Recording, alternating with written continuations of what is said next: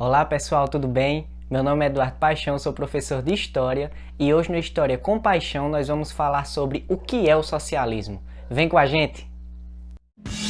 Don't let me down.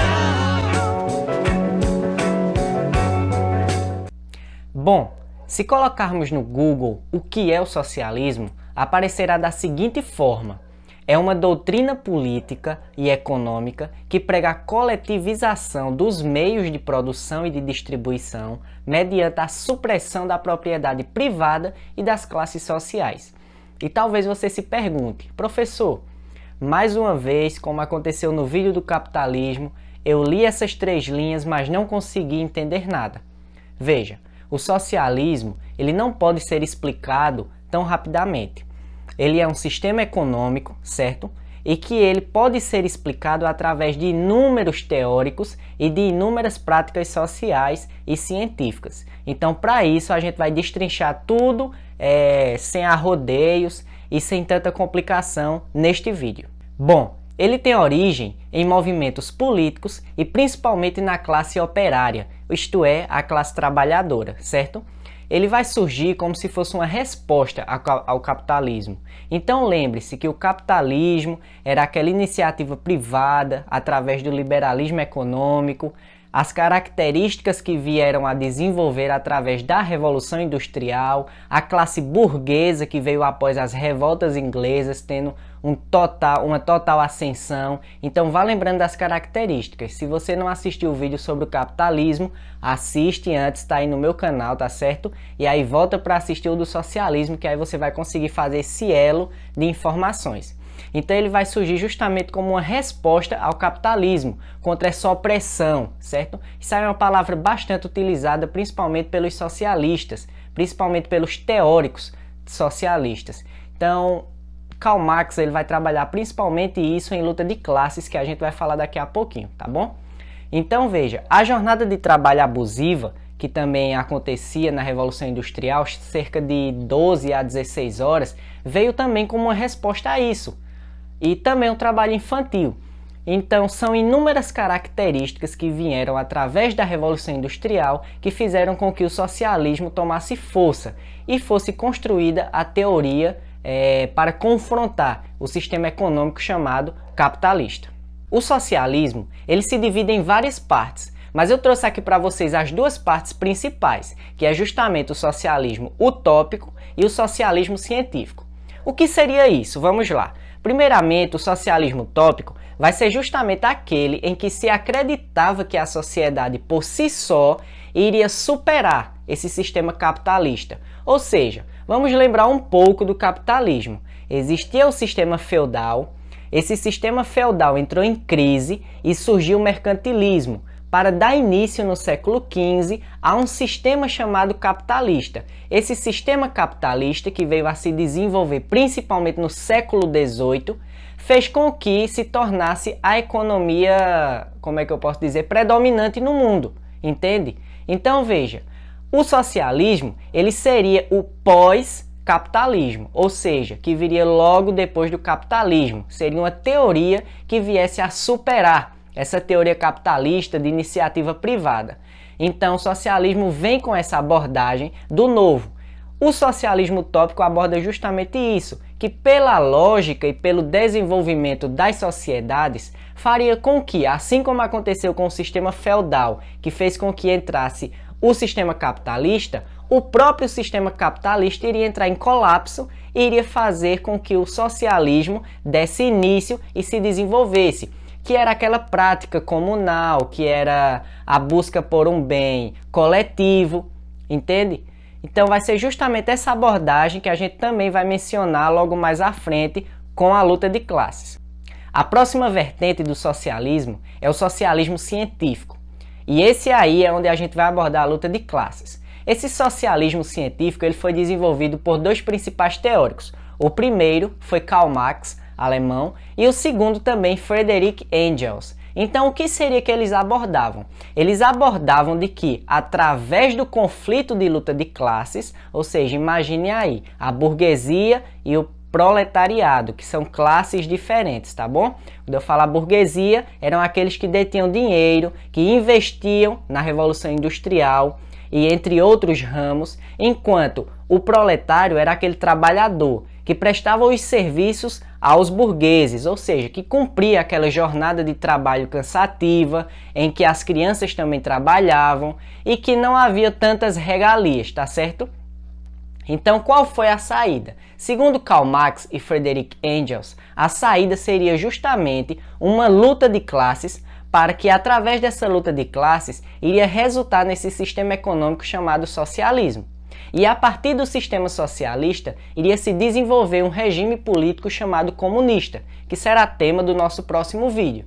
Então veja, o que é que os socialistas acreditavam a partir desse colapso que viria a acontecer com o capitalismo? Veja, eles acreditavam que a acumulação de riquezas era injusta. E até hoje essa teoria do socialismo ela predomina, tá certo? Ela não é uma ideia apenas de um recorte histórico presente na Revolução Industrial. Por exemplo, muitos países hoje adotam essa medida socialista. E aí daqui a pouquinho eu vou citar quais. Então, segundo os socialistas, eles acreditam que o capitalismo é justamente a concentração de riquezas em um grupo onde acontece injustamente um acúmulo de poder financeiro. Essa classe vai ser dominada por eles de burguesia, tá bom? Através da burguesia e do domínio do poder financeiro, vai acontecer aquele termo que eu citei pouco antes, chamada opressão. Ou seja, o opressor, que é aquele que domina o poder financeiro, vai oprimir o proletário, que vai ser chamado de oprimido, tá bom? Nós temos alguns países socialistas que adotaram essas práticas, por exemplo, Vietnã, Cuba, a própria Rússia e alguns países capitalistas, como é o caso dos Estados Unidos, como é o caso do Brasil, como é o caso de Israel, entre tantos outros países, o próprio Canadá, que os alunos fazem aí o programa Ganha o Mundo através do governo de Pernambuco. Se você me perguntar, professor, às vezes eu vejo um professor enaltecendo o capitalismo, outrora eu vejo um professor enaltecendo o socialismo, eu não sei me decidir. Veja, na verdade, a história ela não tem uma vertente concreta. O que é isso, professor? Ela não tem como é que eu posso dizer, um caminho só a ser seguido. Você, a partir de um pensamento crítico, deve pensar e deve estimular seus neurônios para que eles decidam para você qual é o caminho mais lógico. E aí, se vocês me permitem, eu posso dar minha opinião. Se você não aceita a minha opinião, não vai concordar, não tem problema, vivemos em uma democracia. E aí, se você quiser, você pode estimular debates saudáveis a partir dos comentários. Você pode comentar e expor sua opinião tranquilamente. Até porque o debate, ele resulta no conhecimento a partir da filosofia antiga, tá certo? Isso é um dos principais pilares da filosofia antiga. Então, o que é que acontece?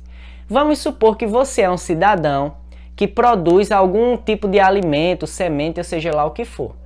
E aí você observa um mercado financeiro estipulando valor X. Eu vou citar o mesmo exemplo que eu citei no vídeo sobre o capitalismo, que foi o exemplo das maçãs. Se você não assistiu, procura no meu canal e assiste. Então o que é que acontece? Se eu, que vendo as maçãs a R$5 e compro ela já a R$2, eu estou lucrando R$3, ok? Agora, eu vou estipular esse valor de R$5 porque eu sei que em uma determinada nação, essa maçã custa 6. Em outra nação, essa maçã custa 7, R$10. Então, qual seria o melhor local para eu alocar minha maçã? Seria justamente naquela nação que está cobrando mais. E aí você me pergunta, professor, por que está cobrando mais? Não é o mesmo produto? A lei da demanda e oferta do capitalismo. Ou seja, quanto mais um produto ele é procurado, mais caro ele fica. Professor, isso é injusto? Na verdade não é, porque é assim que funciona o mercado. Isso aí pode desencadear conflitos no mercado e crises. Por exemplo, se eu for mexer na moeda de um determinado país, eu for um soberano de um país, e aí eu vou lá mexer na moeda desse país, de investidores internacionais, e fazer com que aqueles discursos deles, aqueles investimentos se tornem injustos, esses investimentos podem sair do meu país. E o que acontece, professor? Você vai ficar refém dos investimentos? Sim, porque o capitalismo ele vai promover essa mudança no capital. Ele vai promover o desenvolvimento através das riquezas. E aí você pode fazer um elo, certo? Entre o mercantilismo, que é o acúmulo de riquezas, o acúmulo de bens. Ou seja, você vai poder vender para lucrar e você vai poder comprar para fazer seu estoque. Então, basicamente, o socialismo ele vai ser de encontro a isso. Ele vai ser contra essa ideia. Ele vai prestar uma ideia de que o trabalho e as classes sociais devem ser justamente iguais, também como os salários e os preços. Agora veja, como é que eu posso desenvolver um comércio a partir de um preço único e igualitário? Ou seja, vamos supor que eu seja um determinado presidente ou rei de um país, exemplo hipotético, e aí eu tenho uma determinada especiaria para vender. Ao consultar a minha cúpula, eu vou perguntar quais são os países que estão necessitando.